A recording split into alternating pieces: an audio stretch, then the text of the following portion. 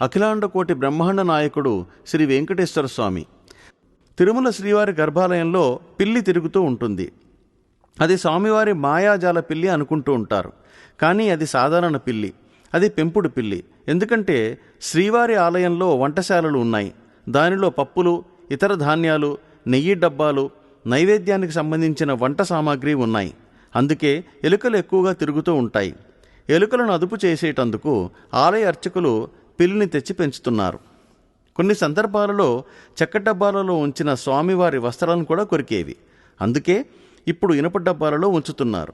స్వామివారి గర్భాలయంలో ఎవరూ లేనప్పుడు రాత్రిపూట ఆ పిల్లి తిరుగుతూ ఎలుకలను వేటాడుతూ ఉంటుంది.